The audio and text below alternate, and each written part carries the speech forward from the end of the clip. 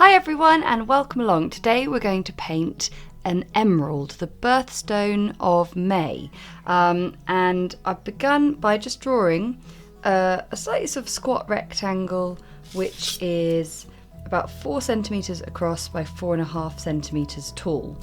And I've just found the middle and just drawn a vertical line sort of down the middle. And from that we're going to start doing a little bit more freehand with the pencil. So I'm just going to cut off the corners,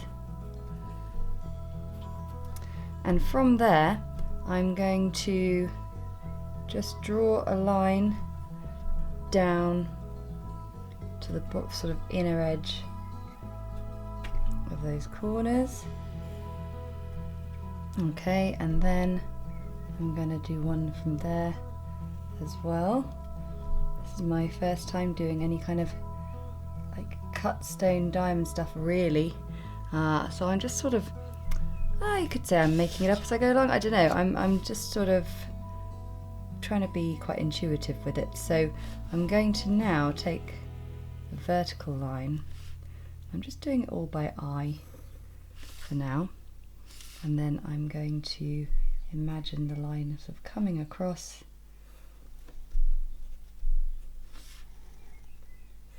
So we're just making the shape we've created on the outside just bigger and bigger each time, using those diagonals as our guides. So we could, and my reference image is showing me that not all these lines need to be sort of equal as such.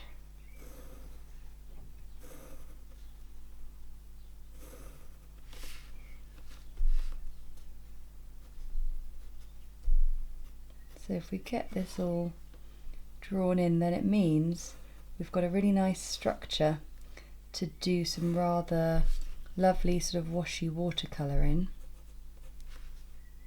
And make sure you are subscribed to the channel, because we're going to paint one for each month when the month comes around for that birthstone. Okay, that feels pretty good to me. We're going to give this a little light rubbing out, just get that pencil a bit more faint, and then we can get started. That's just been lightly rubbed out, and now we're going to mix up some colours.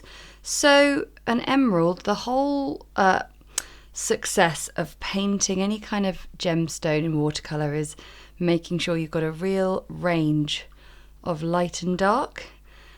So we're going to have different colours within the green, so I'm mixing up all the greens I've got to start off with.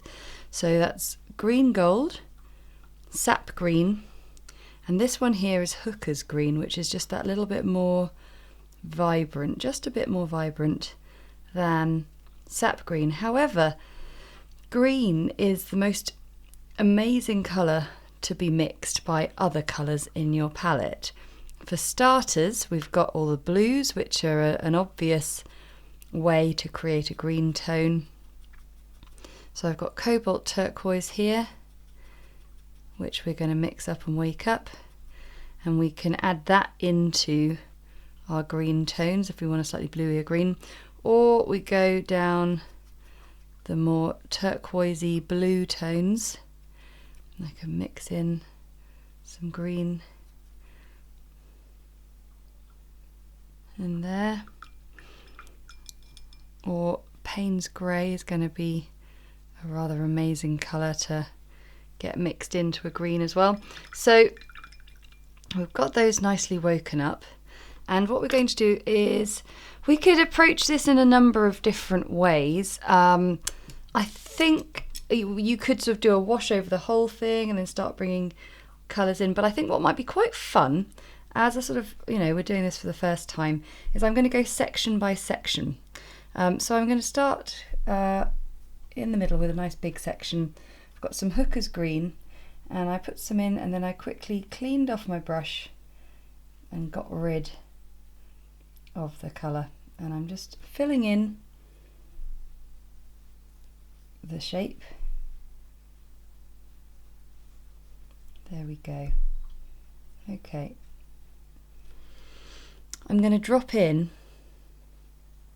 a little bit of a dark tone just in that top corner there. And watch that bleed in.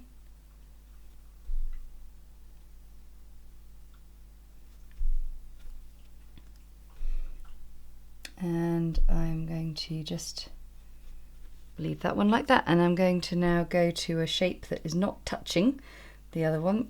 So I'm going to now take some of this slightly darker colour, fill it in. I feel like I'm just going to do this from a sort of using the palette I've got. You know, I've chosen my colour palette. I'm not going to be too sort of technically adept with it in terms of sort of knowing exactly where light and shade should fall and things, but what I am going to do is just have some fun with it, and I think that's usually a good idea with watercolour. So essentially what we want to do is paint a section. You start with a light colour, you fill it in with a little bit more water, and then we drop in a darker tone, then find another shape just a little bit further away, not directly touching, and repeat the process. I'm using the Pro Art pointed round brushes. You'll notice they're a tiny bit different to some of the regular ones I'm using. That's just because we're doing a little stock transition at the moment, and I really wanted to show you these brushes because they're really fantastic, and apart from the colour of the bristles, they are the same type of pointed round synthetic bristle brush, and they're just wonderful. The wonderful thing about synthetic bristle brushes is they've got a real stiffness, known as a snap in the industry, and I've always enjoyed a synthetic brush over a sort of true watercolour sable brush. It's just my personal preference really, and that's how I've always painted, and that's how I've taught. So I thought it'd be really important, as these are the brushes we're currently selling in my shop, it'd be really important to show you just how great they are. Right, so I dropped in a bit of green gold there, which is just it's a little bit different, but it's still looking good because we're going to make sure we drop in some of that colour as we go.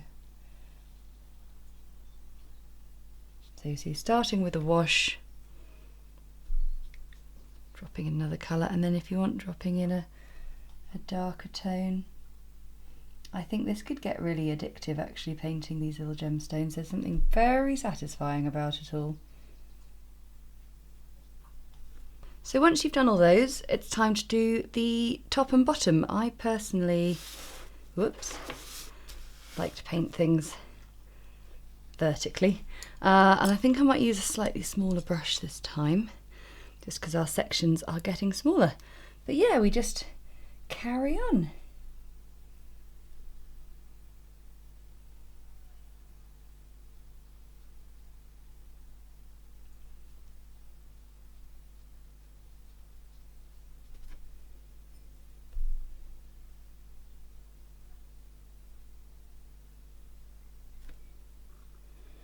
Don't be scared to pop in the colour. I think it makes all the difference and really makes the piece look as lifelike as possible.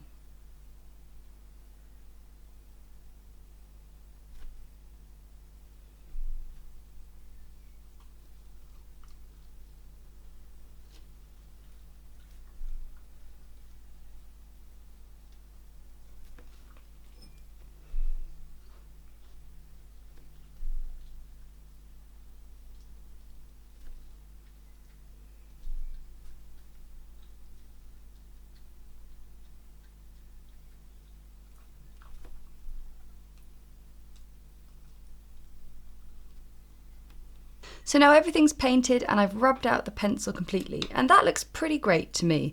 But you know me, I always like to think of one last thing we can do to make it really, really shine. And what I'm going to do is I'm going to add just a little bit more of the strong green into just the top corner here. And then a little bit in there, and you'll notice I'm doing it with quite a sort of blunt finish because the way that light sort of refracts through stones and diamonds is not like a smooth watercolour blend. It's often angular, and I just want to really sort of accentuate that colour. So I'm just adding in just a little bit more of that green up in the top there, and I think now we've got ourselves a lovely emerald. So there you go. We're going to do more and more of these as we go through, so I'll see you again next time.